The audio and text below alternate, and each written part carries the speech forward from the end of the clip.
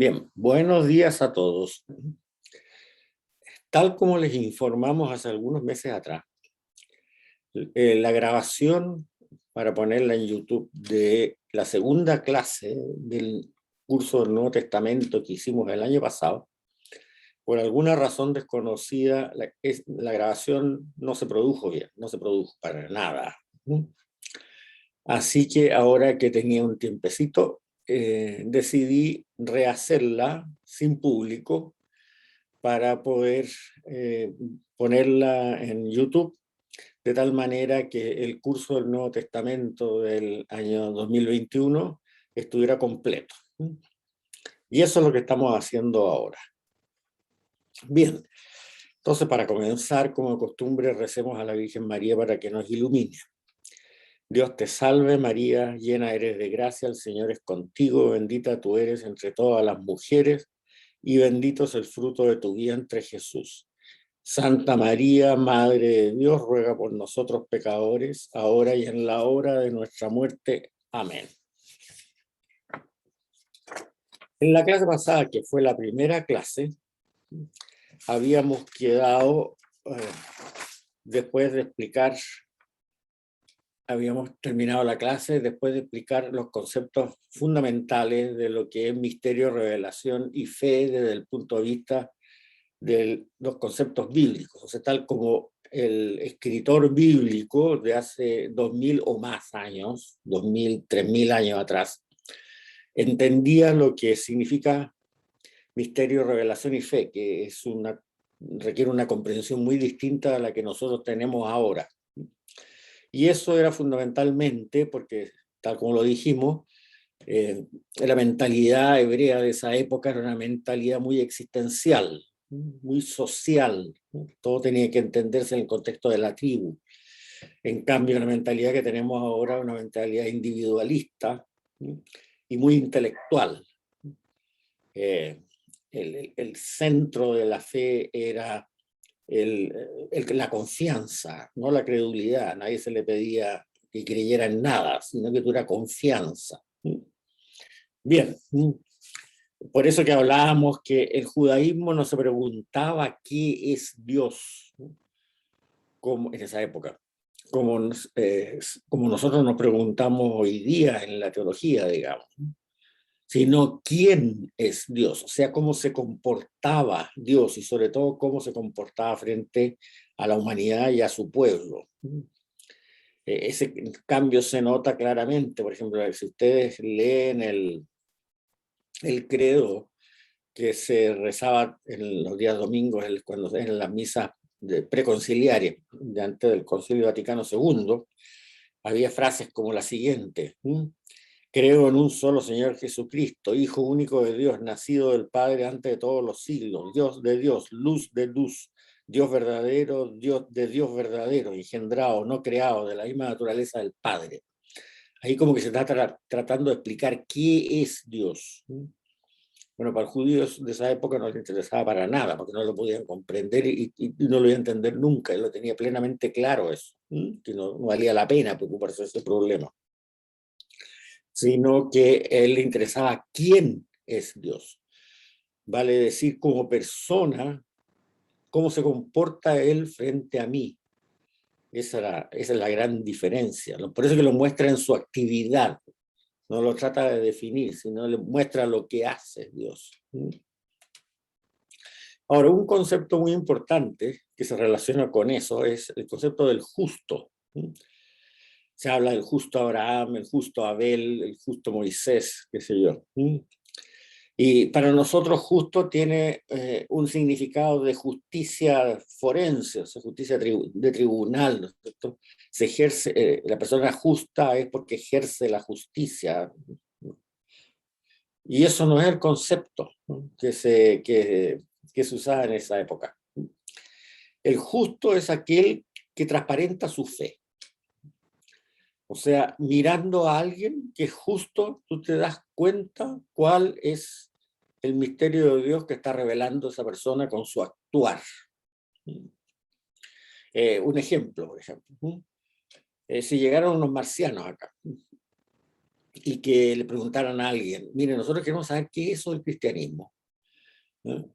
Pero no nos cuente cuentos, ¿no? Queremos ver la realidad.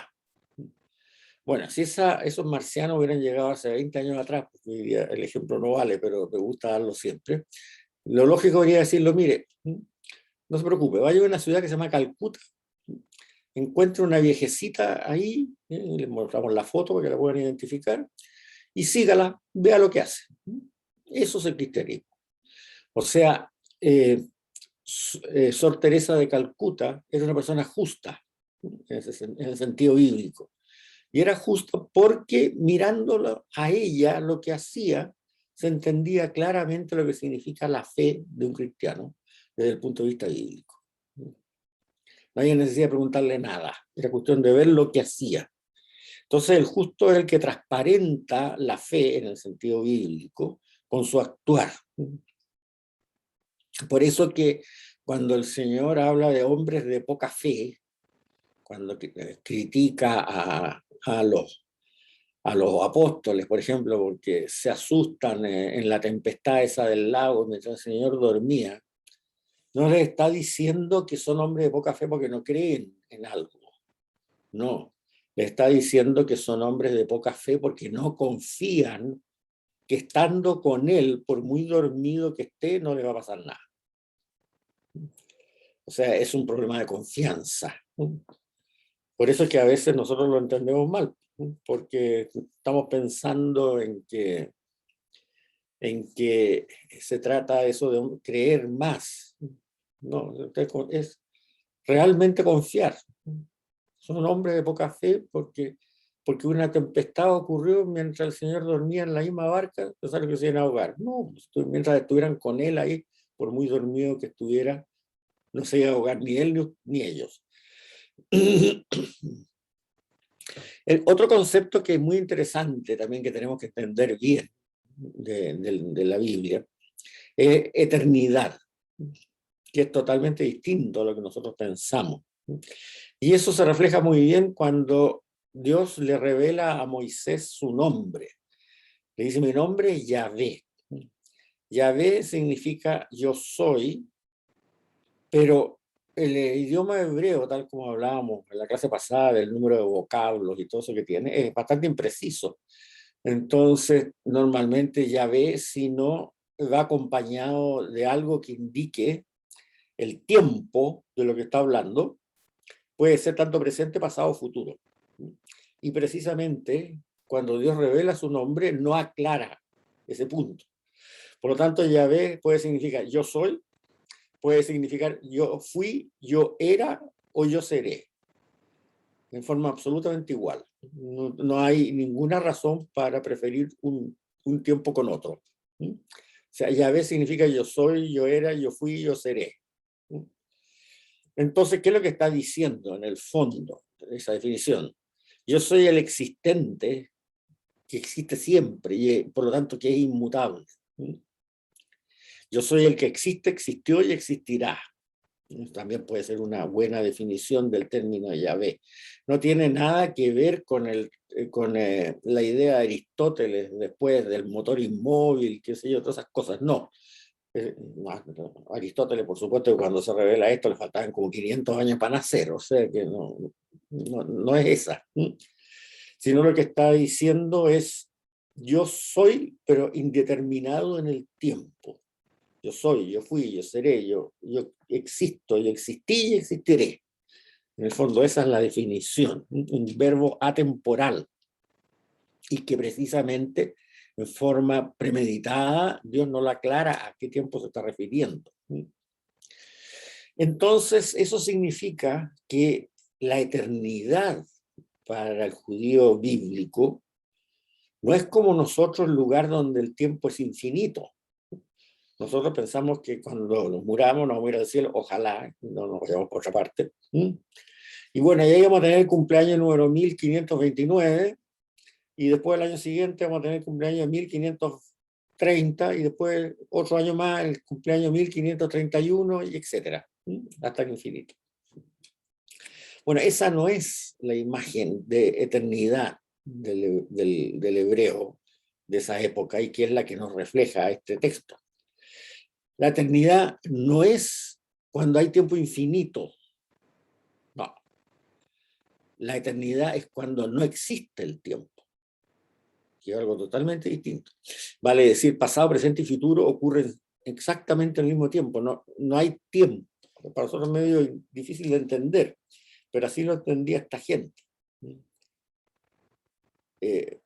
Hay una frase muy bonita del padre Osvaldo Fernández de Castro, que lo dijo en una homilía, y que yo la puse aquí en los apuntes. Dios no sabe lo que va a pasar mañana. Dios sabe lo que pasó mañana. O sea, pasado, presente y futuro es lo mismo. No hay tiempo. El tiempo deja de existir. El tiempo se creó junto con la creación. Ahí empezó el tiempo. Antes no había tiempo. Existía Dios, nada más. Por eso que tampoco, contrariamente a otras mitologías de dioses paganas de la época, nunca se pregunta por el origen de Yahvé, o no se indica, o no se cuestiona el origen. Existió eternamente, o sea, existió incluso cuando no había tiempo. Él era lo único que existía, pero era, es y será. O sea, eso elimina el problema del origen de la divinidad que tenían los griegos. Bueno, Zeus, sí, claro, pero Zeus tuvo un papá que era medio tiránico porque se devoraba a sus hijos, no sé cómo era la cosa. Bueno, ya tenía un abuelo y un bisabuelo y un tatarabuelo, porque en algún momento tuvo que empezar. Pero eso en la mitología griega usted dice, no sé. Bueno, aquí dicen que sabemos, porque como Dios habitaba en un espacio donde no existía el tiempo, era que existió siempre, y él siempre significa no hay tiempo, o sea, todo lo que ustedes quieran para atrás. O sea, la eternidad no es para el relato bíblico, eso hay que tenerlo bien claro, porque también vale para el futuro, o sea, después de los tiempos apocalípticos, del juicio final, no es que cuando dice los benditos de mi padre irán al banquete y los malditos de mi padre irán al fuego eterno, no es un fuego, no se piensa en un fuego que durará 100 millones de años, un fuego que durará cuando no hay tiempo, por lo tanto es eterno. No hay un plazo que uno vea aquí se va a terminar, no hay luz después del túnel, porque no hay túnel, no hay tiempo. Bien, eso con respecto al concepto de eternidad, hay que tenerlo bien claro este punto. Otro concepto muy interesante que también surge en la Biblia es el concepto de tradición. Israel está plenamente convencido que está transmitiendo lo que se llama un depósito sagrado. O sea, Israel, al escribir la escritura, la Biblia hebrea, ya vamos a ver después cómo se hizo, está transmitiendo una revelación, pero que no es solamente un relato histórico, sino que también dentro de esa revelación están todos los aspectos de vida que son importantes para el judío. Él es un pueblo elegido que recibió un depósito sagrado de la divinidad y que incluye los recuerdos de la historia, de la acción de la divinidad, de la revelación del misterio de Dios, como decíamos en la clase pasada, como las creencias que de ahí derivan, como ser, por ejemplo, el monoteísmo, que sea, etc. También de ese depósito sagrado forman las formas de orar. Por eso que las incluye los salmos.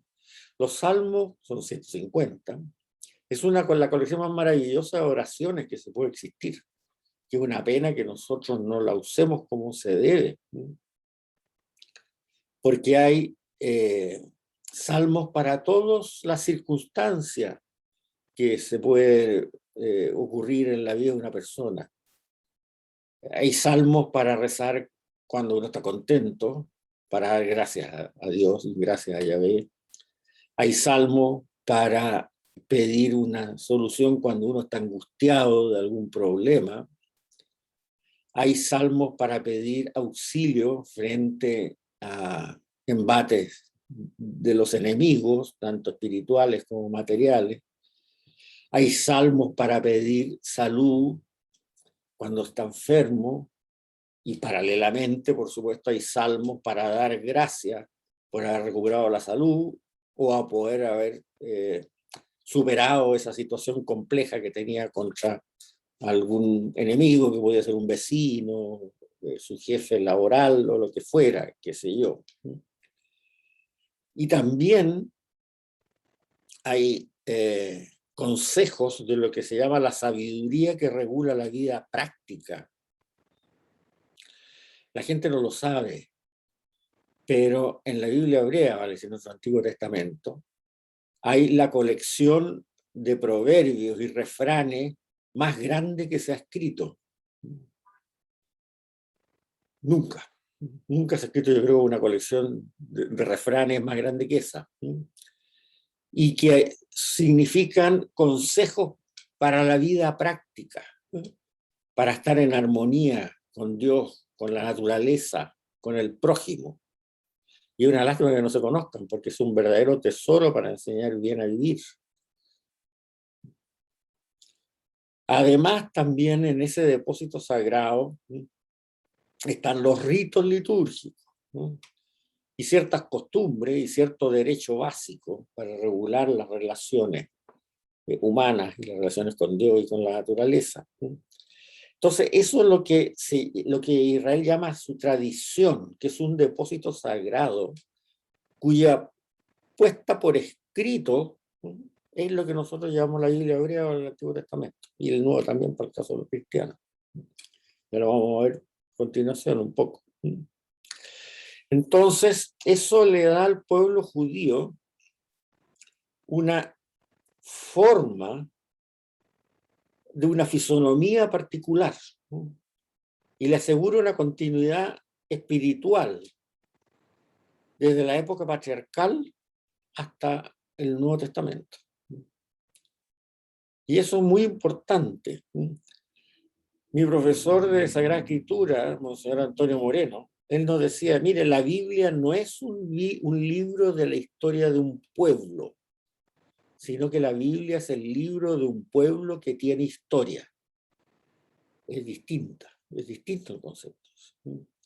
Ahora, desgraciadamente a nosotros, los cristianos, no sé por qué razón, creyeron que éramos tontos nuestros profesores de colegio, ¿no?, hace 80 años atrás, qué sé yo, y que no podíamos entender el Antiguo Testamento. Entonces reemplazaron el estudio del Antiguo Testamento por unos libritos que se llaman libritos de historia sagrada. Una barbaridad, porque lo menos importante en el Antiguo Testamento son los hechos históricos. Lo más importante es este depósito sagrado de las instrucciones que le dio en forma muy paternal Yahvé a Israel a lo largo de su historia, pero que abarcan todo, abarcan cómo rezar, abarcan cómo relacionarse sabiamente con Dios, con la naturaleza y con el prójimo, y en fin, y todas estas cosas que les he enumerado recientemente. Entonces nosotros no nos hemos dado cuenta de esa joya que existe ahí. Entonces, lo importante recalcar, recapitulemos un poco, que ese legado no es como los legados que tienen muchos pueblos, que es el legado de sus ancestros sabios. Para Israel es más que eso, porque es un legado que le han transmitido sus ancestros sabios, pero que viene de la divinidad. O sea, hay una revelación clara un concepto de revelación clara a través de los profetas, que son encargados de enseñar lo que quiere Yahvé para ese pueblo en un momento preciso. Y como lo vamos a ver cuando estudiemos el Antiguo Testamento, eso se dice muy claramente. El profeta no inventa cosas o no entra en trance y dice cosas raras, como las pitonisas griegas. No, el profeta es alguien que tiene plena conciencia de lo que le ha transmitido el Señor y lo dice estando plenamente consciente. O sea, dice, así dice el Señor, dos puntos, coma, comillas, cierra comillas. Y no es y normalmente un discurso cortito, de no más de un párrafo. Entonces, bueno, si ustedes ponen atención en las primeras lecturas de las misas, cuando se habla de un profeta, eso se ve clarito, clarito. Y de repente al profeta le preguntan, bueno, ¿y ahora qué? Y el profeta, si no ha recibido en ese momento la inspiración divina, le dice claramente, no sé. O sea, es un transmisor, un intermediario que transmite un mensaje recibido, que lo recibió y que está muy consciente de eso.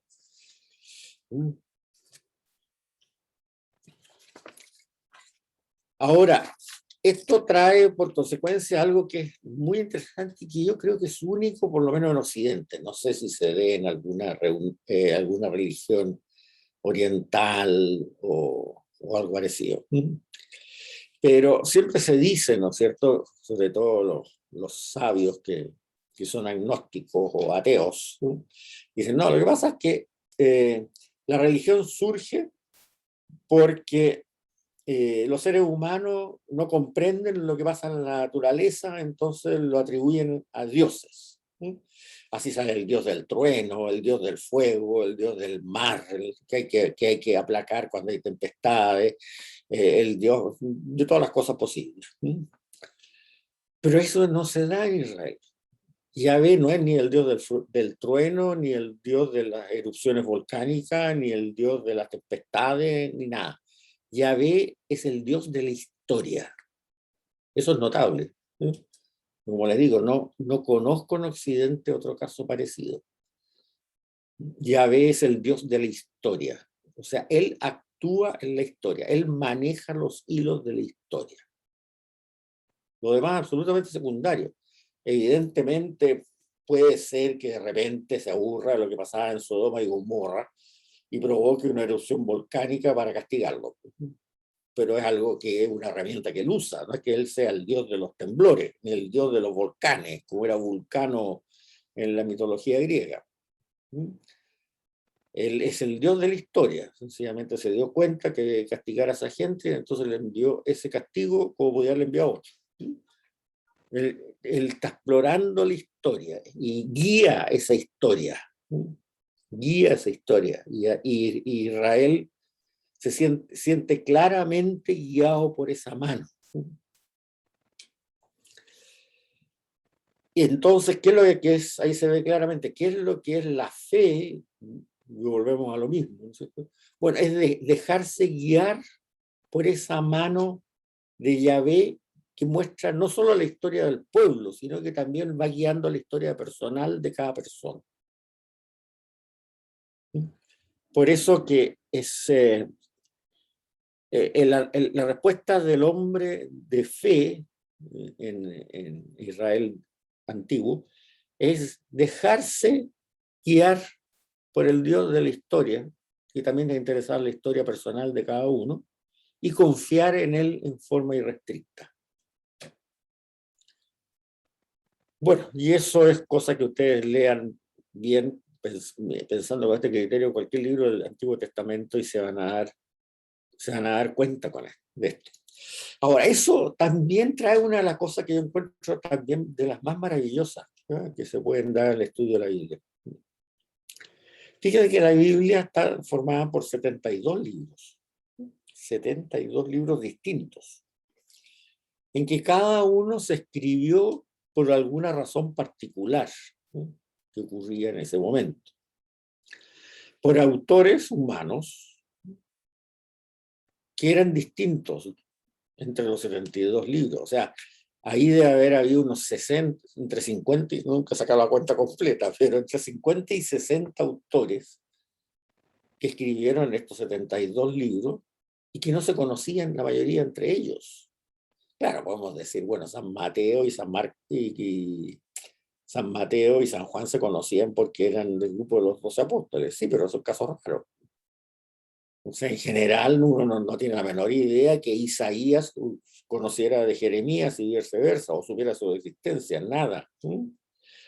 Sin embargo, estos 60, pongámosle, autores que dieron origen a estos 72 libros, si uno pone los libros en orden cronológico, cosa que no ocurre en ninguna de las Biblias que se venden hoy día, que lo cual es un desastre, porque significaría poderlas entender mucho mejor. Pero bueno, supongamos que uno lo pusiera en orden cronológico, desde el relato más antiguo, que es el relato que se habla de Abraham, hasta el Apocalipsis de San Juan, que es el relato más nuevo. Uno nota claramente un hilo conductor, una mano que va guiando este proceso. Cosa que es notable, es extraordinaria, porque como le digo, hay gente que escribía libros sin pensar que iban a ser siendo agrupados en una Biblia. Ya veremos después cómo ocurrió eso. Y que no se conocían entre ellos, pero que respondían a un momento histórico en que Yahvé intervino a través de ellos para que ellos escribieran eso. Y ustedes ven el hilo conductor, si lo leen en esa forma, ordenados los libros en forma cronológica. Por ejemplo, tomen ustedes el libro de los Proverbios, que es uno de los que tiene hartos refranes, como les digo. Si ustedes toman el libro de los Proverbios y después leen el libro de Ben Sirac, o el libro del Eclesiástico, como se llaman algunas Biblias, van a ver que efectivamente Proverbio apunta al otro. Apunta al que se escribió después, el libro de Ben Sirac. Y si ustedes leen el libro de Ben Sirac y después leen el libro de la sabiduría, van a ver que Ben Sirac apunta al libro de la sabiduría, pese a que no se había escrito. Tal como cuando se escribió Proverbios tampoco se había escrito el libro de Ben Sirac. Y si ustedes leen el libro de la sabiduría, que es siguiendo la onda desde más atrás, digamos, de Proverbios, que es el último libro que se escribió en el Antiguo Testamento, van a ver que apunta bastante bien a la primera carta de San Pablo a los tesalonicenses, que es el primer libro que se escribió en el Nuevo Testamento. Y la primera carta del libro de los tesalonicenses apunta muy bien a la primera carta de San Pablo a los Corintios. O sea, se nota que hay un hilo conductor. No hay, como dijéramos, ramales truncos. O sea, algo que evolucionó para acá y hasta ahí llegó y otro siguió para allá. No, se nota que hay un hilo conductor. O sea, hay una mano que va orientando eso. Por eso que hablamos de que Yahvé es el Dios de la historia. Y es el gran error que se cometió cuando nos enseñaron esa historia sagrada que no sirve para nada. O sea, ¿qué importancia tiene que David haya matado a Goliat con una piedra, con una honda, o lo haya matado con un lanzazo? No tiene ninguna importancia. Lo importante, ¿qué es lo que nos está tratando de decir Dios en ese relato desde el punto de vista de su preocupación por su pueblo? Eso es lo que vale la pena. Y además, como le digo, el hecho de que nos hayan enseñado ese café descafeinado que es la historia sagrada, significa que se dejó afuera toda la enseñanza para nosotros, cuando estábamos en los colegios católicos, toda la enseñanza de los profetas, o toda la enseñanza de estos libros de sabiduría, con sus cientos de miles de refranes, y además la forma de rezar con los salmos, que no la conocemos. O sea, de hecho, nuestras oraciones son todas modernas.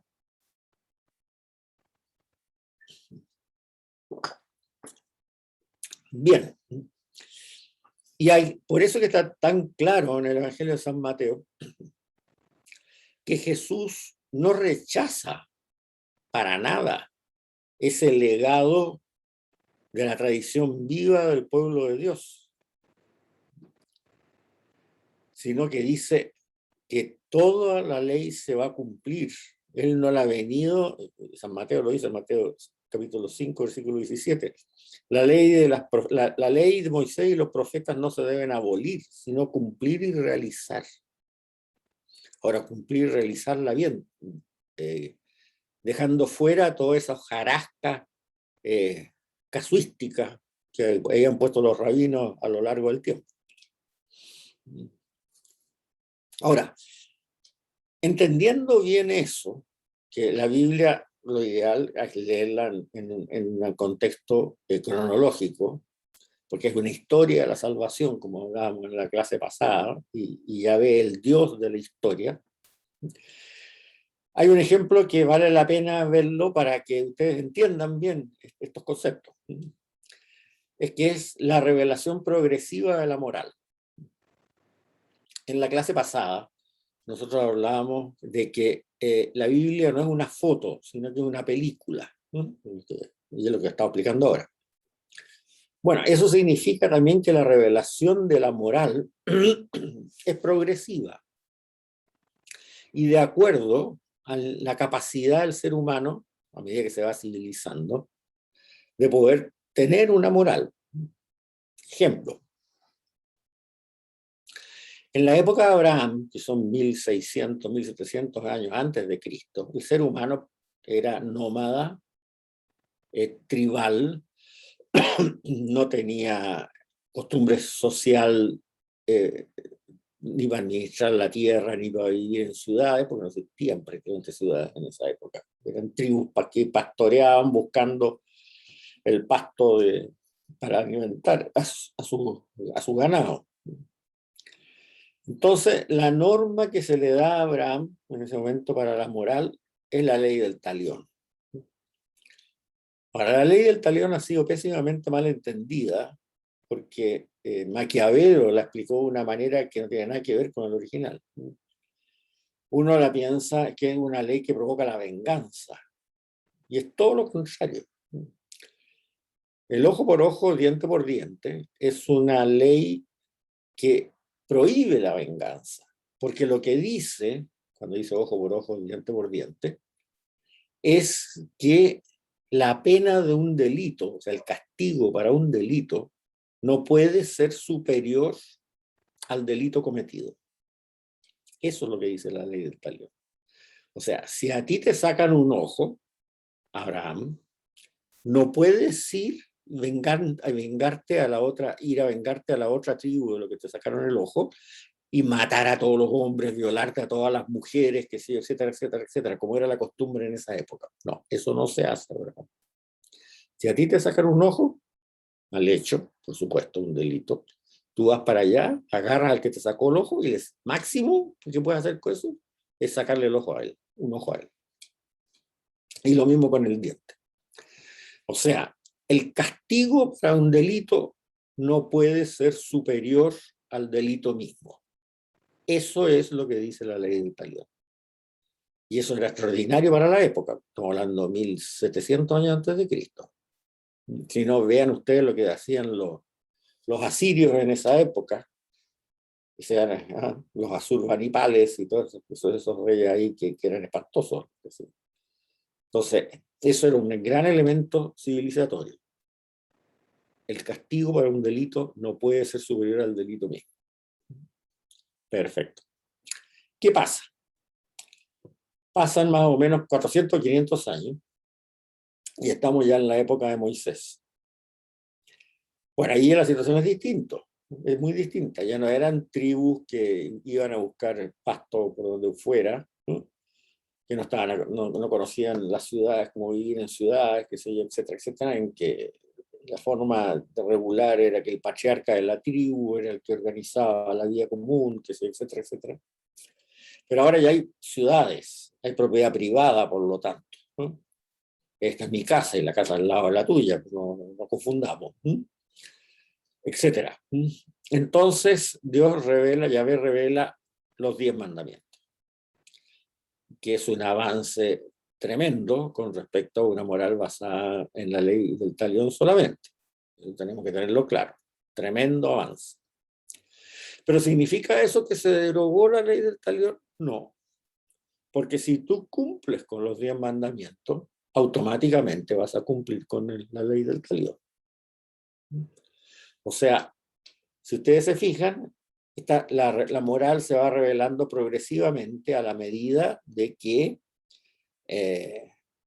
la humanidad se va civilizando y va requiriendo de más reglas morales, y además, por el hecho de irse civilizando, empieza una época en que las puede cumplir, porque exigirle los 10 mandamientos a la época de Moisés hubiera sido algo, perdón, a la época de Abraham, hubiera sido algo absolutamente imposible de cumplir. Por eso que les digo, la Biblia es una película, no es una foto. Uno no puede sacar un versículo por aquí, otro versículo por allá y armar una conclusión. No, hay que ver en qué contexto ese versículo y en qué contexto este otro, y ahí tratar de ver el asunto. Pero de Moisés al Señor pasan 1200 años. Entonces ya hay una superación, que a veces nosotros no la entendemos porque estamos convencidos de cumplir con los 10 mandamientos, basta, no señor, no es así.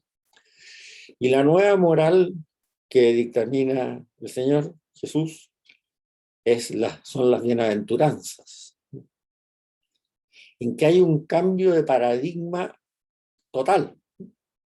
Porque si ustedes se fijan, la moral de Abraham, ley del talión, la moral de Moisés, de la época de Moisés, los 10 mandamientos, se basan en lo que tú debes hacer o no hacer.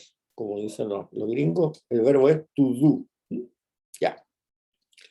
Sin embargo, el Señor, cuando revela las bienaventuranzas como norma moral, no te está diciendo lo que debes hacer o no hacer, te está diciendo cómo tú debes ser. El verbo cambió de to do a to be. Es un cambio de paradigma total. Ahora, ¿significa que eso se abolieron los 10 mandamientos? No, porque si tú te comportas como dicen las bienaventuranzas, automáticamente vas a realizar lo que te piden los 10 mandamientos. Y si tú, por lo tanto, también vas automáticamente a cumplir con la ley del talión. Entonces, ahí se ve esta revelación progresiva. En ingeniería, nosotros cuando estudiábamos ingeniería siempre nos hacían entender muy bien la diferencia entre lo necesario y lo suficiente. Nos ponían un ejemplo que es muy típico. Para que llueva es necesario que esté nublado. Pero no siempre que está nublado llueve. O sea, el hecho de que esté nublado es necesario para que llueva, pero no es suficiente. Entonces, esto también vale para estas 3 etapas de la revelación de la moral. En un tiempo determinado, tú tienes que cumplir con la etapa inmediatamente anterior. O sea, nosotros, para poder salvarte, digamos, para cumplir con la voluntad de Dios, para decirlo en términos bíblicos mejor. O sea, nosotros hoy día tenemos que comportarnos como dicen las bienaventuranzas. Si nos comportamos solamente cumpliendo con el decálogo, bueno, eso es necesario, pero no es suficiente. Lo que ahora nos han revelado en nuestra época, hace 2000 años atrás, pero es nuestra época, como necesario es cumplir con las bienaventuranzas. Y eso es lo suficiente. Lo anterior es necesario, pero no es suficiente. Ya sea si nuestra meta es cumplir con la ley del talión solamente o cumplir con el decálogo, sí es necesario, pero puede que no sea suficiente. Lo que es suficiente es la última norma que nos dieron. Y esa es hoy día comportarnos de acuerdo a lo que dicen las bienaventuranzas. Bien. Esa es la revelación progresiva de la moral. Sigamos. Otro concepto que viene interesante también de esa época, que se entiende mal, es qué significa hacer la voluntad de Dios. Hay que entenderlo lo que pensaba el judío de la época, eso que es bastante distinto a lo que nosotros entendemos hoy día. Hoy día, en hacer la voluntad de alguien, de acuerdo a nuestra cultura que es griega, greco-romana, que es intelectual y no es de tipo existencial, afectiva, significa que tenemos un código de conducta que alguien nos dio, a la cual nosotros tenemos que adherir, seguir. Y eso es lo que hacen los tribunales, que se yo, mira, y las leyes usted tiene que cumplirlas, punto, chao. Lo vamos a medir de acuerdo a lo que usted cumple a las leyes del país o lo que sea. Y lo mismo pensamos de la actitud de Dios, y que hacer su voluntad significa, bueno, que Él nos dio unas normas. Normalmente pensamos que basta con el decálogo, aunque ya hemos visto que no es suficiente, pero pensamos que basta con el decálogo. Y de repente nos va a llamar y va a decir, ¿ahí cumpliste? Ya, ok, te vas para arriba. ¿No cumpliste? Te vas por otro lado. Ojalá que sea para el lado y no para abajo. Bueno, perfecto. O sea, asimilamos el hacer la voluntad de Dios como el hacer la voluntad del Estado que nos puso leyes aprobadas democráticamente o como sea. Alguien que nos da unas normas y después desaparece, y que de repente, por alguna razón, nos dice, ya, veamos si cumpliste con todo esto o no cumpliste con todo esto. Entonces, es más o menos parecido a lo que uno piensa de la situación que uno vive en un país con las leyes del Estado. Pero eso significa poner a Dios como alguien muy lejano, alguien muy lejano. Y ahí sale el famoso dicho ese, que en realidad es catastrófico, pero que todos lo conocemos, que dice que Dios nos pille confesado. Ustedes lo deben haber oído todos, que Dios nos pille confesado. Eso es atroz, porque significa poner a Dios por allá arriba, que va a estar, que no le importa lo que hacemos, nada, que está extraído por ahí, que nos puso un reglamento, y que de repente así ya, hasta aquí llegaste. Y ojalá que nos pille confesado, porque si no estamos fritos. No es una imagen muy amistosa de Dios. Bueno, para el judío, hacer la voluntad de él, de alguien, hacer la voluntad de el verbo, hacer la voluntad de, tiene la misma raíz que agradar o hacer feliz o proporcionar placer. ¿Ya? Habíamos hablado del número de vocablos que tenía el hebreo, qué sé yo, con respecto al número de vocablos que tenía el griego en la clase pasada, eso no lo voy a repetir. O sea, hacer la voluntad de Dios, la de Juanito, la de Pedrito, la que sea, hacer la voluntad de ese verbo, es básicamente el mismo, tiene la misma raíz que hacer feliz a, o agradar a, o darle placer a. O sea, hacer la voluntad de Dios significa hacer feliz a Dios, o darle placer a Dios. Es el mismo verbo, la misma raíz. Y eso cambia totalmente el panorama. Totalmente el panorama.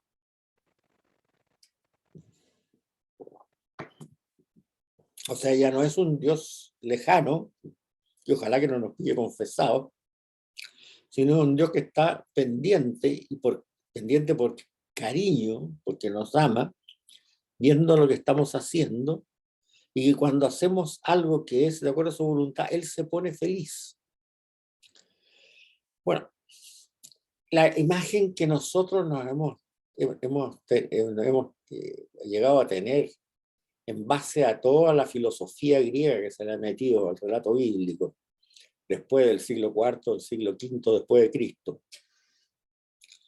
Incluso nos dice que nosotros no podemos hacer feliz a Dios, pues si Dios es tan grande que nada que hagamos nosotros le vamos a mover un ápice de su felicidad.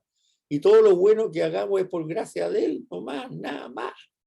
Eso es una herejía decir que Dios se pone feliz cuando hacemos algo que es de acuerdo a su voluntad. No es así. El pensamiento bíblico no es así. Dios evidentemente es todopoderoso, pero un ser todopoderoso que nos ama.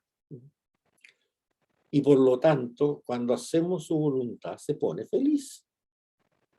Y le hacemos algo que le agrada. Y además, le provocamos placer.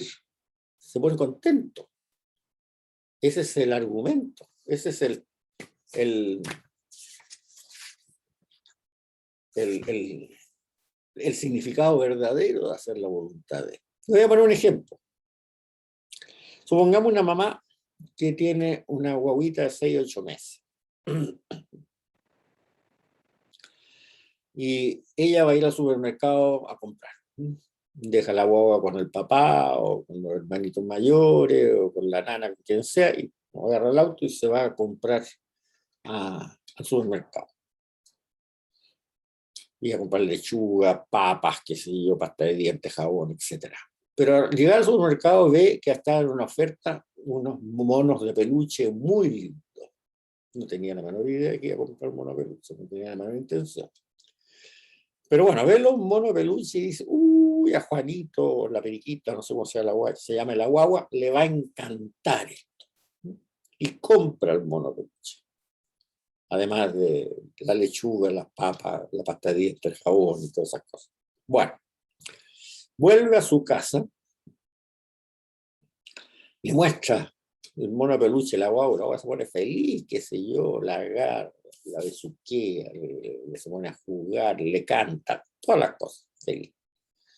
Bueno, desde el punto de vista de lo que estamos hablando, la mamá hizo la voluntad de su guagua,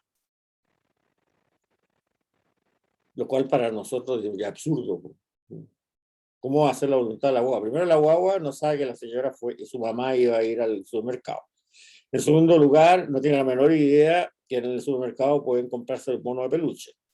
Y en tercer lugar, no sabe hablar, o sea que no le encargó a su mamá que le comprara un mono de peluche. Entonces, ¿cómo se puede decir, de acuerdo a nuestra mentalidad moderna, greco-romana, de que la mamá hizo la voluntad de su guagua al traerle el mono de peluche? Un judío de esa época le hubiera dicho, pero obvio, mira cómo se puso de contenta cuando vio el mono peluche que le trajo.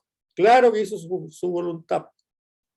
Bueno, no estaba consciente a lo mejor de eso, ¿cierto? No sabía que existía el mono peluche en los supermercados, pero desde luego la hizo feliz a la guagua. Por lo tanto, hizo su voluntad. Se fijan que otro modo de pensar. Eso lo tenemos que tener bien claro. Bueno, el padre Hurtado, en el fondo, cuando decía, ¿qué haría Jesús en mi lugar en esta situación concreta que estoy viviendo? Quizás lo explicaba de una manera distinta, pero es un poco la misma idea. Es como decir, si yo analizara o si yo hiciera lo que Jesús haría en este mismo momento en que yo estoy viviendo enfrentado a esta situación, ¿lo haría feliz? Esa es el enfoque judío de la época. Pero eso trae una imagen de Dios, de Yahvé, totalmente distinta. O sea, el Dios lejano por ahí que nos va a pillar confesado, ojalá.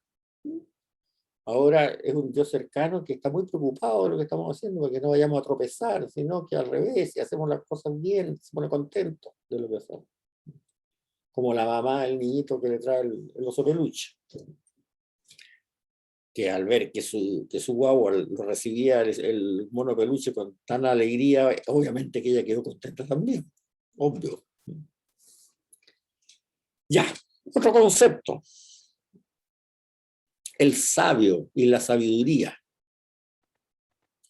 Para nosotros el sabio es alguien que sabe muchas cosas raras a veces también. O sea, un gran sabio que domina la física cuántica. Bueno, eso para el judío no era sabiduría.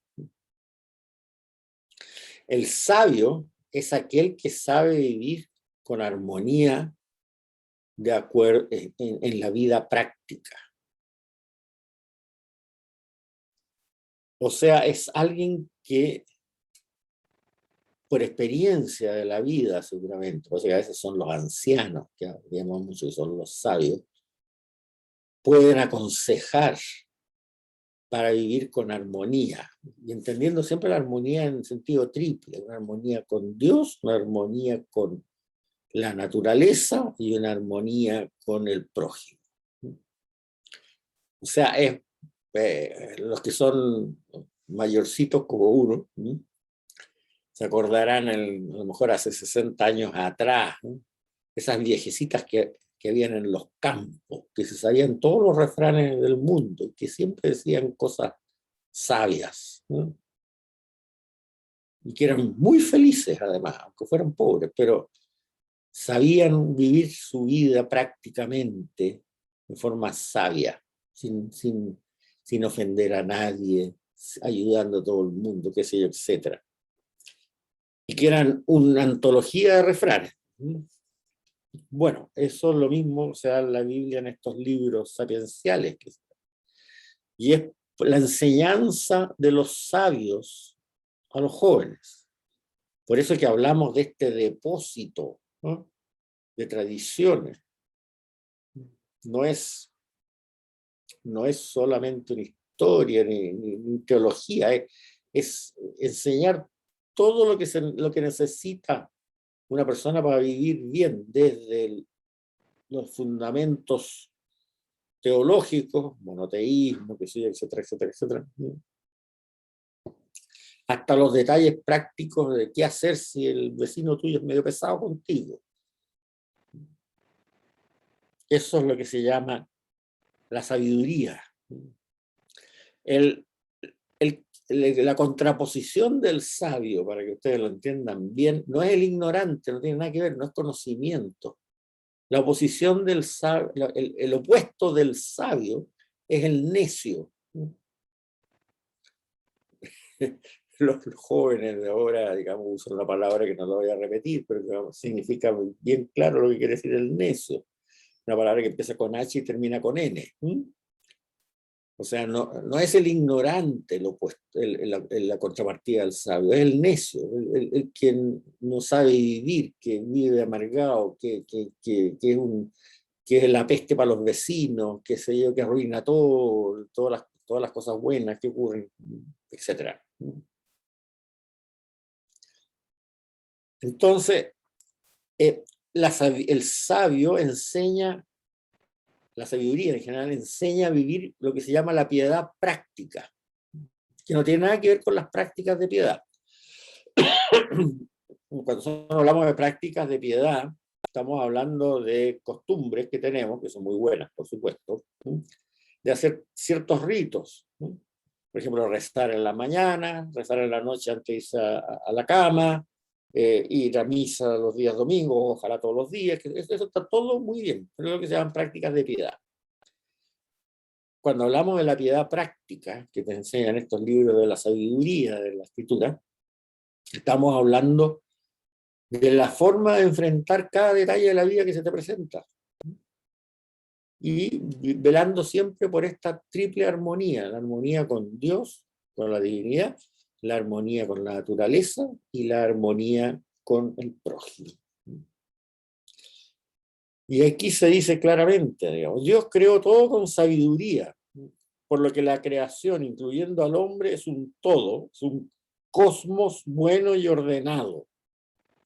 El camino de la sabiduría conduce al descubrimiento y la aceptación de dicho orden cósmico y social. Quien se ajusta a dicho orden será feliz. El que se resista estará abocado a la autodestrucción. Y de aquí surge también un término que muchas veces no se entiende. El sabio es alguien que tiene la virtud del temor de Dios. Temor no significa tenerle miedo a Dios, por todo lo que hemos visto antes, digamos, en esta misma clase. Sino el temor de Dios significa entenderse que es una persona necesitada del apoyo divino. De que Dios a uno lo lleve de la manito. Por eso es que es un Dios cercano.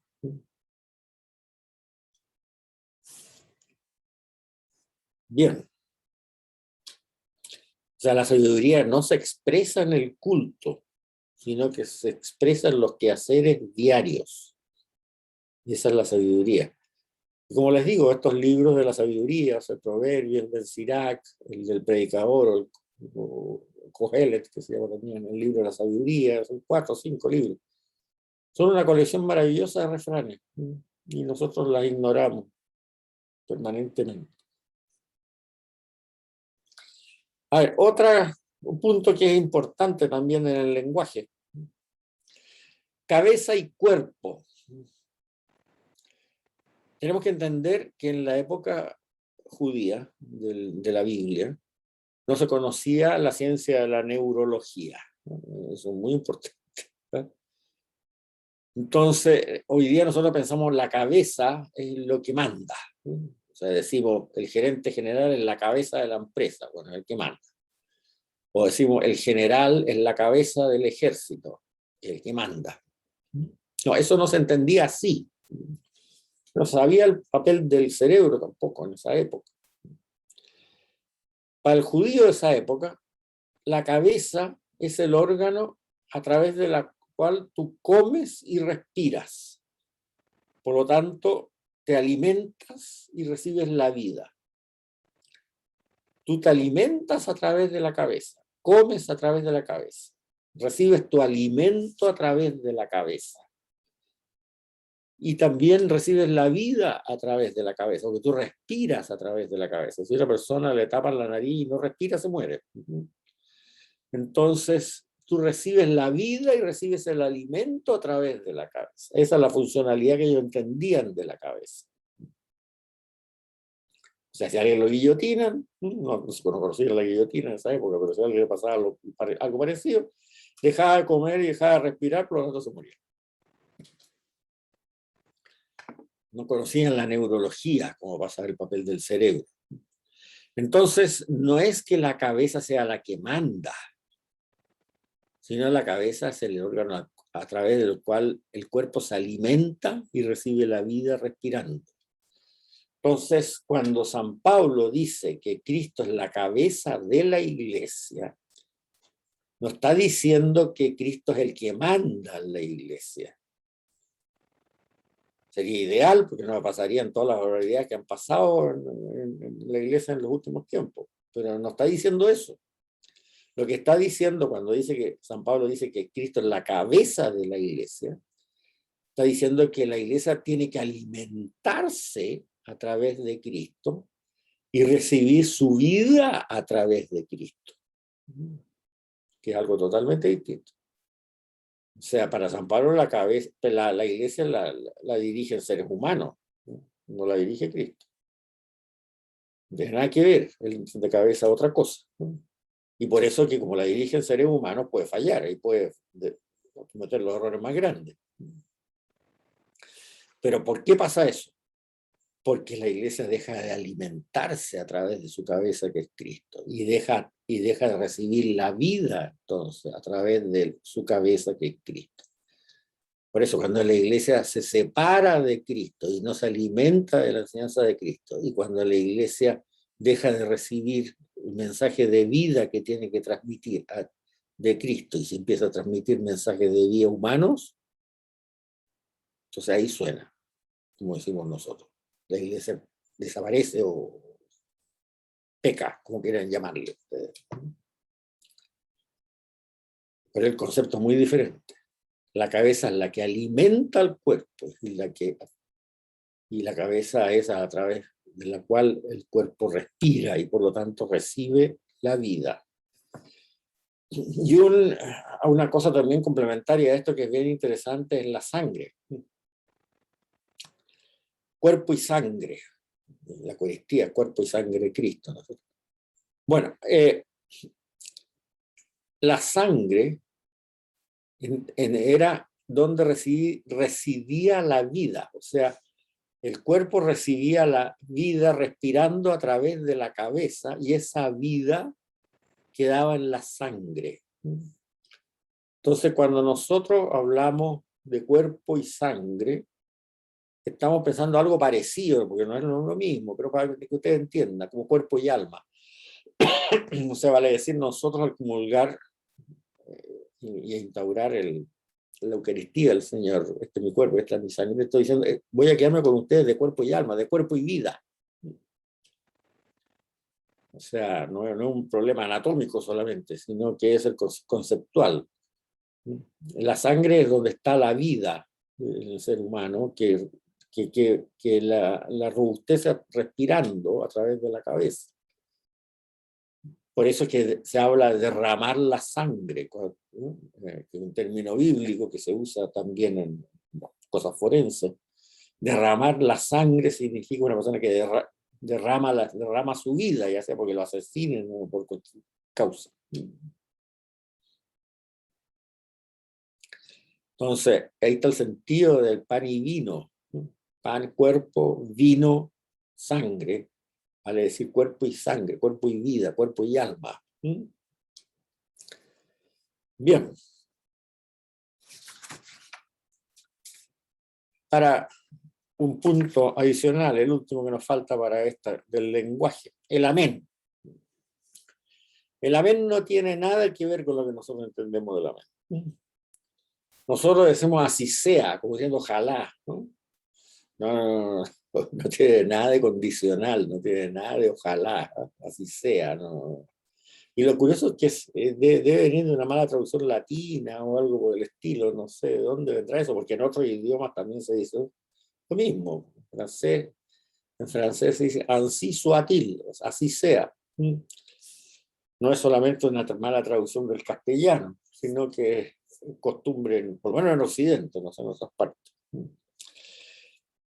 Amén significa un imperativo preciso, ¿no? Es decir, yo doy fe, o sea, yo arriesgo mi confianza que me tienen en mí, que no estoy mintiendo. Y la confianza, como hemos visto, era lo más importante en las tribus. Y todo lo que es fe es confianza. Fe, así como fe en Dios, confianza en Dios, fe en una persona es confianza en esa persona. Entonces, cuando la persona dice amén, que viene del hebreo emet, significa yo doy fe que no estoy mintiendo. Pongo mi confianza en la mesa, la confianza que ustedes me tienen, de que yo no estoy mintiendo. Eso significa amén. O sea, doy fe notarialmente, aunque los notarios ahora muchas veces firman sin saber lo que firman, pero bueno, eso te cuento. Es una cosa imperativa, muy exigente, no tiene nada de condicional. O sea, pongo la dignidad mía como persona confiable de que lo que yo estoy diciendo es verdad. Y por lo tanto, lo contrario no es la mentira. Lo contrario de la verdad no es la mentira. Lo contrario de la verdad es la infidelidad. Un poco parecido como hacían los japoneses antes, ¿no? Cuando una persona se le encontraba que había mentido, era tal la desgracia que le ocurría, que perdieran la confianza, que se hacía el harakiri, digamos, ¿no? Bueno, es más o menos parecido aquí. O sea, la persona que dice amén, que está mintiendo, es una persona que es infiel a la tribu. Por lo tanto, no se confía más en él, lo destierran. Ya, esa persona ni siquiera vale la pena hablar con ella. O sea, es una cosa bien atroz. Y por eso que en el libro del Apocalipsis, Jesucristo se asigna a él el título del Amén. Así dice el amén, el testigo fidedigno y veraz, el principio de la creación de Dios. No dice así digo yo, así dice el amén. Se refiere a él, que él es el amén, o sea, el que garantiza la verdad. Pero también es lo mismo para cuando nosotros decimos amén en una oración. El que atestigua la veracidad poniendo su honra. Y no se olviden que en griego testigo y mártir son sinónimos. O sea, hasta ese extremo. Es muy interesante porque hay una versión del Padre Nuestro de San Lucas que es un poco más corta que la de San Mateo, porque a veces se lee en las misas, que en algunos manuscritos incluso aparece más reforzada, que dice así, en la parte final del Padre Nuestro: perdona nuestras ofensas, así como nosotros ya hemos perdonado a quienes nos han ofendido. Amén. O sea, el significado ahí es decir, me atrevo a pedirte que perdones mis ofensas, porque yo ya he perdonado a todos aquellos que me han ofendido y lo certifico diciendo amén. Es bien fuerte eso, es muy fuerte. Me acuerdo de una persona en un curso presencial que di hace 5 o 6 años, que quedó tan choqueada con esta aplicación de esta versión del Padre Nuestro San Lucas, que me dijo: ¿sabe qué, profe? De ahora en adelante nunca voy a decir amén después de rezar el Padre Nuestro. Mejor. Bueno, mejor que lo diga y que lo sienta. Ahí hay un punto de un examen de conciencia que esa persona debería haberse hecho seguramente, no sé. Bien, vamos a pasar ahora al... no es que algo muy interesante. Para terminar esto del lenguaje, les voy a leer una cosita que escribí, que la armé de unos recuerdos de un profesor de castellano que yo tuve muy bueno en el colegio, que hacía un análisis sobre Lope de Vega, que titulaba El relato dramático de la Biblia. Se los leo. Esto lo escribí yo.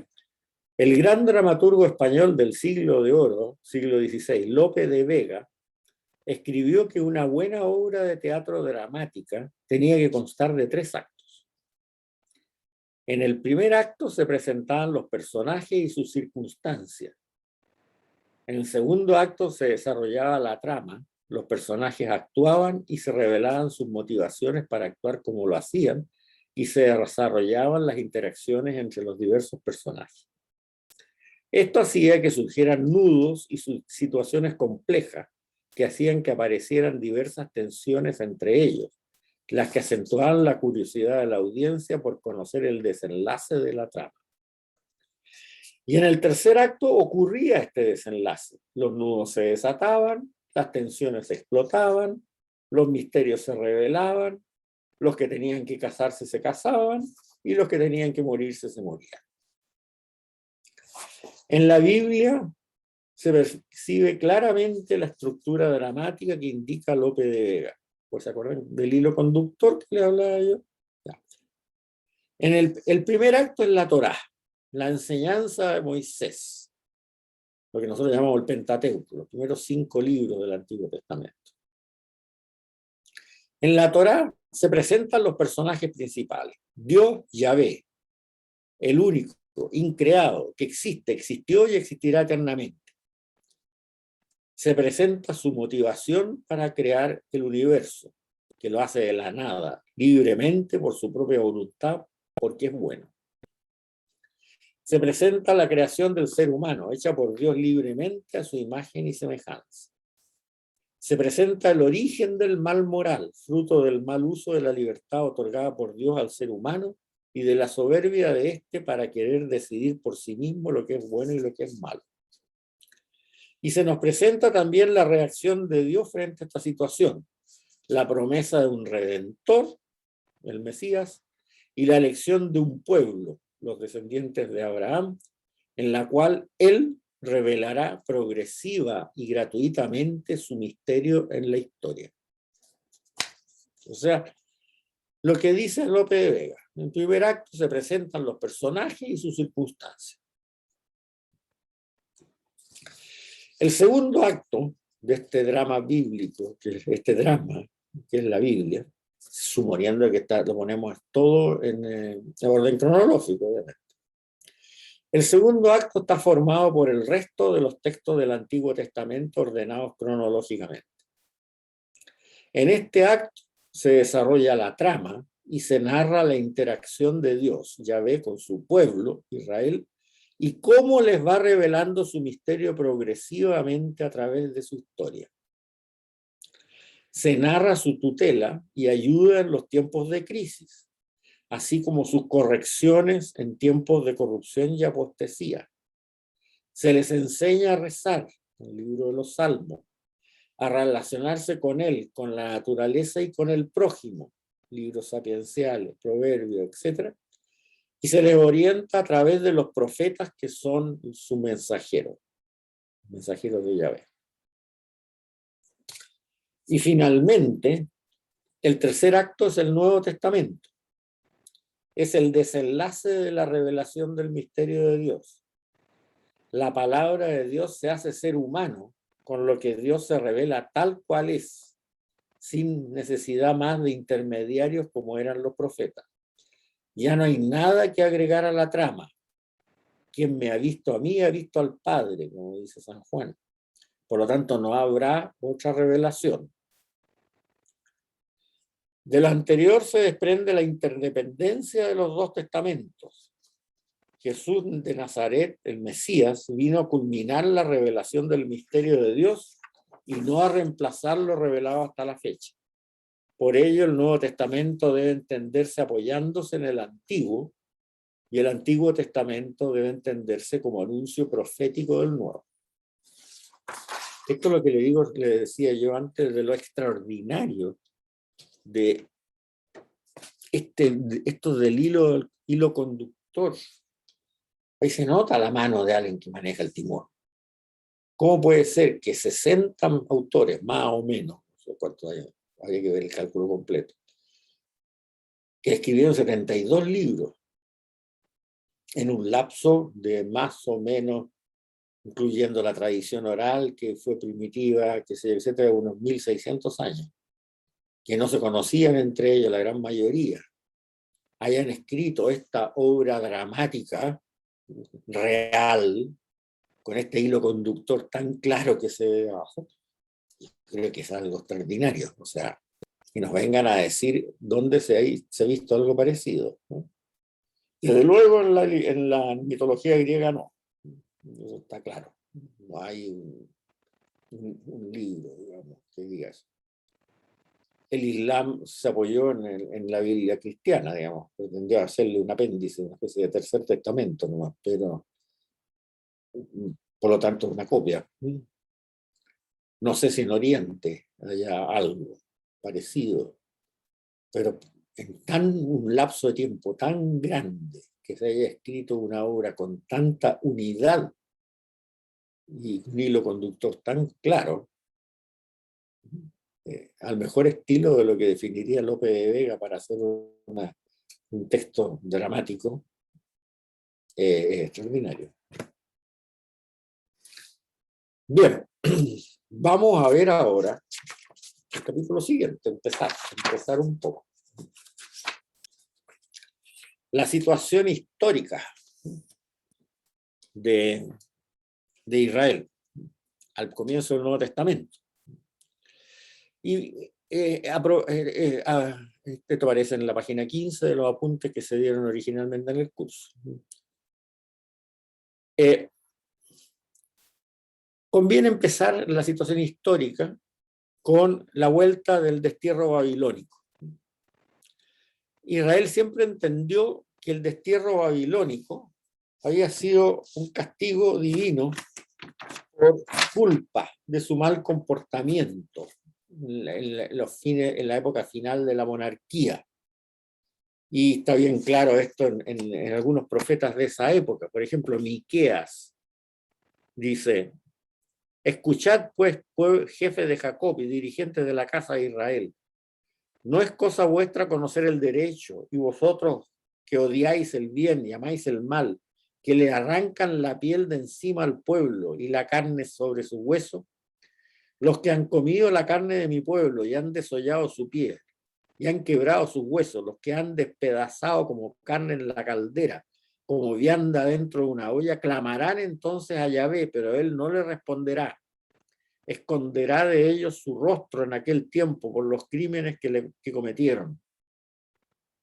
Escuchen esto, jefe de la casa de Jacob y dirigente de la casa de Israel, que abomináis el juicio y tuercen toda rectitud, que edificas a Sion con sangre y Jerusalén con maldad. Sus jefes juzgan por soborno, sus sacerdotes enseñan por salario, sus profetas vaticinan por dinero y se apoyan en Yahvé diciendo, ¿no está Yahvé en medio de nosotros? No vendrá sobre nosotros ningún mal. Por eso, por culpa vuestra, Sion será un campo en que se are, Jerusalén será un montón de ruina y el monte de la casa del templo será un cerro de malezas. Esto antes del exilio, ¿no? Por Miqueas. Entonces, bueno, está claro que después cuando vino la catástrofe, que Nabucodonosor destruyó Jerusalén, templo y todo, y se llevó desterrado a la aristocracia, el rey incluso, evidentemente había sido pensado esto como un castigo de Dios, esto es lo que le hablábamos, acuérdense del hilo conductor y todo esto. Pero en el año 587, cuando cae Jerusalén antes de Cristo, cuando cae Jerusalén en manos de Nabucodonosor y se lleva a la aristocracia y a la nobleza y a la clase sacerdotal desterrada a Babilonia, a patita, por supuesto, no crean que lo llevó en algo más fácil de irse. Dejó a la gente pobre ahí, dejó la gente pobre. Pero la gente pobre no le iba a hacer insurrecciones. Nabucodonosor lo que quería es que no hubieran dirigentes ahí que le pudieran armar una insurrección. Entonces se lleva al destierro a toda la gente civilizada, digamos, la cima civilizada, rey, nobleza, sacerdotes, gente rica. Los que no murieron en la guerra, porque la mayoría murieron en la guerra. Y dejó a la gente pobre. Y además trajo inmigrantes de otra parte. Pero resulta que en el año 538 a.C., o sea, menos de un siglo después, el rey Ciro de Persia derrota a Babilonia y permite el regreso de la primera caravana de judíos a su país. Que ellos se definen como primera tarea el poder reconstruir el templo. O sea, el templo que era maravilloso antes, se reconstruyen una chocita, pero bueno, es templo. Es templo. Pero los recientes retornados adoptan una actitud elitista. Porque se encuentran con esa gente pobre que había quedado ahí y que había quedado sin líderes, ni religiosos, ni nada. Por lo tanto, habían tratado de subsistir religiosamente como podían, nomás. Y además, como les habían traído emigrantes de otros pueblos para mezclar, para que se mezclaran, precisamente para evitar un nacionalismo, que resurgiera el nacionalismo en Israel de nuevo. Entonces, bueno, era bastante normal que un niño judío, ¿no?, se enamorara de la vecina que fuera fenicia, digamos, que había llegado allí y se casara con ella. Cosa que estaba prohibido en el judaísmo tradicional, porque eso significaba que como los hijos eran criados por las mujeres, lo más probable que fueran criados en la religión de las madres y no en la religión judía. Pero bueno, esa es la situación con que se encontraron los retornados. Y es una situación bastante compleja. Los retornados demoraron más o menos unos 30 años en volver, o sea, recién por ahí por el año 520 se pudo hacer algo, qué sé yo, y ahí se empezó la dificultad con la gente que había quedado en Jerusalén, en Israel en general. Pensemos que hay un lapso de más o menos unas 3 generaciones, la gente vivía poco tiempo en ese momento, o sea, cuando vino la destrucción y el exilio, hasta cuando llegaron números retornados más o menos importante, pasaron 3 generaciones. O sea, se encontraron con los nietos o bisnietos de los que habían quedado originalmente ahí. Y ahí empezó el problema de los matrimonios mixtos. Y se encontraron los retornados que habían mantenido la pureza judía a full en el exilio, a pesar de que lo habían matado, mataron a la mayoría, y cosas por el estilo.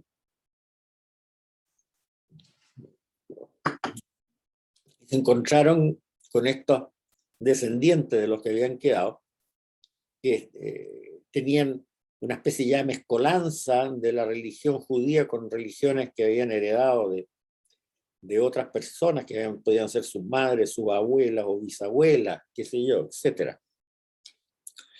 Entonces, el sacerdote que lideraba el templo en ese momento, Esdras, que tiene un libro dentro del Antiguo Testamento, él les da una orden de que todos aquellos que estaban casados con mujeres extranjeras tenían que abandonarlas a ella y a sus hijos. Pero además había un problema porque eso era la última generación que podía hacer eso, pero ¿qué pasaban los que tenían madres extranjeras o abuelas extranjeras? Eso significaba que esa gente quedaba excluida del judaísmo, porque ya era un hecho, tenían genes que no se podían corregir. Veamos lo que dice el libro de Esdras. Entonces Secanías, hijo de Yehiel, descendiente de Elam, tomó la palabra y dijo a Esdras, era uno de los que habían quedado ahí, no de los retornados, sino de los que habían quedado ahí. Hemos sido infieles a nuestro Dios al casarnos con mujeres extranjeras de los pueblos paganos. Pero todavía hay esperanza para Israel. Nos comprometeremos con nuestro Dios a despedir todas las mujeres extranjeras y a los niños que hemos tenido con ellas, según decidas tú y los que respetan los preceptos de nuestro Dios. Cúmplase la ley, levántate que este asunto es de competencia tuya y nosotros te apoyaremos. Actúa con energía. Imagínense. El sacerdote Esdras se puso en pie y dijo, han pecado al casarse con mujeres extranjeras agravando la culpa de Israel. Ahora den gracias al Señor Dios de nuestros padres y cumplan su voluntad, separándose de los pueblos paganos y de las mujeres extranjeras y de los hijos que han tenido con ellos. Toda la comunidad respondió en alta voz, haremos lo que nos dices, pero somos muchas y en época de lluvias no hay quien resista la intemperie. El problema no se resuelve en un día ni en dos, porque somos muchos los que hemos cometido ese pecado. Sería mejor que nuestros jefes representasen a toda la comunidad. Los ciudadanos que se hayan casado con una extranjera se presentarán junto con los concejales y jueces de cada pueblo, hasta que apartemos la cólera de Dios que hemos provocado con tal conducta. Y después sale una lista interminable de nombres de personas. Y dice al final, todos estos se habían casado con extranjeras y despidieron a sus mujeres y a sus hijos. Atroz. Bueno. Pero resulta que también pasó otro problemita, que muchos no quisieron despedir a sus mujeres y a sus hijos. Quizá a lo mejor la gran mayoría, no sale explicitado eso. Entonces, aprovecharon de la geografía. Les explico. En esa época, y hasta la época del Señor, hasta que se destruyó Jerusalén por los romanos, había 3 provincias en Israel. De sur a norte eran Judea, Samaria y Galilea. Judea, Samaria y Galilea. Y el edicto de Ciro, que les dio autoridad a los retornados a reconstruir la ciudad y Jerusalén y todo, solamente les dio autoridad sobre Judea. Judea capital, Jerusalén. Después venía al norte Samaria, capital de la ciudad de Samaria, y Galilea, que no tenía una capital determinada, sino que había 2 o 3 ciudades importantes como Corazaín, qué sé yo. Pero la única que tenían poder los judíos retornados era Judea, en esa provincia del sur, capital de Jerusalén. En Samaria seguía existiendo un gobernador persa, y en Galilea también. Y a ese gobernador persa le importaba un rábano con quien se casaban sus súbditos, no tenía ninguna importancia. La importancia era que trabajaran, hicieran revoluciones y cosas por el estilo. Entonces, ¿qué pasó? Todos aquellos que no quisieron despedir a sus mujeres, puede haber sido la mayoría, como digo, incluso, ¿no?, emigraron hacia Samaria, donde allí el gobernador los recibió sin ningún problema. Emigraron hacia Samaria. Y de ahí viene el maltratarse, no digamos odio, pero ¿no?, la desconfianza, el tratarse como enemigo entre judío y samaritano. Pero ahí hay un problema de nombre también que está mal hecho. Porque en hebreo hay dos palabras para designar lo mismo, distintas, para designar, no, dos palabras para designar cosas distintas que se confunden. El judío es el descendiente de Abraham. ¿Ya? Ahí está claro, el descendiente de Abraham. Por lo tanto, el judío de Judea y el samaritano son judíos, porque son descendientes de Abraham. O sea, ese samaritano que emigró de Judea porque no quiso despedir a su mujer y a sus hijos, y se estableció donde Esdras no tenía poder, donde había un gobernador persa, ese judío sigue siendo judío, vive en Samaria nomás, es samaritano, pero judío, lo mismo que el Galileo más arriba. Y en hebreo hay otra palabra que se dice que es para decir el habitante de Judea. O sea, una cosa es el habitante de Judea y otra cosa es el judío descendiente de Abraham. Entonces, el habitante de Judea es el habitante de Judea. Es judío también, porque es descendiente de Abraham. El samaritano no es habitante de Judea, pero judío también, porque es descendiente de Abraham. Y lo mismo con el Galileo. Bueno, de ahí es que cuando nosotros en castellano hablamos judíos y samaritanos como gente que se odia, pensamos que son distintos. No, si son todos judíos. Lo que pasa es que está hablando de Judea versus el judío de Samaria. ¿Ya? Ok. Ahora, para evitar este problema, en inglés se han inventado dos palabras, porque en griego, ahí la confusión empezó que en griego, que las dos cosas se fundieron en un solo término, que es judío. Entonces, en inglés los libros de Sagrada Escritura dicen Jews para los judíos, Jews. Y dicen Judeans para los habitantes de Judea, que también son Jews, también son judíos. Pero en castellano eso no ha entrado.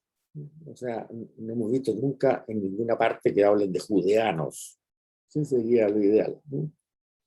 Ahora, ¿cómo se distinguen en la Biblia? Se está refiriendo a los judíos hijos de Abraham o los de Judea, por el contexto nomás. Porque como en el Nuevo Testamento, sobre todo en el Nuevo Testamento, en el Antiguo Testamento se ve clarito, pero en el Nuevo Testamento no, porque en griego las dos palabras se fundieron en una sola y por eso es que arrastraron el problema a las lenguas modernas. Y como el Nuevo Testamento se escribió en griego, a pesar que se predicó en hebreo, de ahí viene la confusión. Entonces, bueno, hay que tratar de ver un poco cómo corregir eso, porque eso trae también el mal entendimiento de la pelea de que los samaritanos no eran judíos, no, si eran judíos iguales. Lo que pasa es que no eran judíos de Judea, eran judíos que se radicaron en Samaria. Y también por eso a veces trae también algunas críticas de antisemitismo que tienen algunos libros del Nuevo Testamento, no piensa, es porque se entiende mal, se está refiriendo ahí al caso de los judíos de Judea. Porque el Señor, si ustedes se fijan en el Evangelio, siempre, cuando hay una pelea entre samaritanos y judeanos, para decirlo de nombre correcto, siempre está a favor del samaritano. El judeano era una persona como muy dedicada a la letra de la ley, el fariseo típico, digamos. Bien, entonces ahí empieza el problema entre samaritanos y judeanos, que todos eran judíos. Y eso hay que tenerlo muy claro, porque es un antecedente que si no, se va a entender siempre mal el Nuevo Testamento. Entonces, las provincias del norte del antiguo Israel, cuya capital era Samaria y Galilea también, siguieron perteneciendo directamente al imperio persa, por lo cual no fueron partícipes de las reformas de Esdras y Nehemías. Además, estas provincias del norte recibieron a aquellos habitantes de Jerusalén que arrancaron de Esdras porque no quisieron abandonar a sus esposas no judías, junto a los hijos tenidos de ellas. Por eso su relación con Jerusalén fue un tira y afloja, dependiendo de la estrechez del culto del templo y quién gobernaba ahí. Las relaciones se cortaron entre Samaria y Judea durante la época de Esdras, Nehemías, con que los samaritanos construyeron un templo rival propio de Jerusalén para Yahvé en el monte Garizim. Pero después las relaciones se suavizaron. Los samaritanos consideraban como libro sagrado solamente la Torá, ya que los libros siguientes, el capítulo 2 de Lope de Vega, fueron canonizados en la época del exilio, realidad que ellos no vivieron. Sin embargo, su redacción del Pentateuco tiene ligeras variantes que atenúan la importancia de Jerusalén y su templo, que por otra parte realzan la importancia de otros templos que existían antes de la conquista de Jerusalén.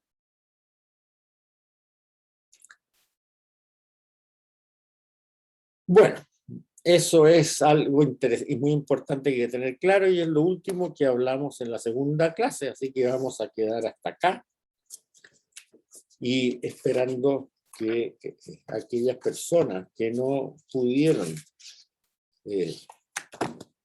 ver el video de la segunda clase, que han seguido después del curso, en fin, en forma particular, con esto puedan solucionar el problema. Yo lo voy a poner en YouTube, en el lugar adecuado, así que el curso del año 2021 va a quedar completo. Muchas gracias entonces, espero que todo resulte bien y pueda subirlo a YouTube y no haya más este problema. Gracias a ustedes.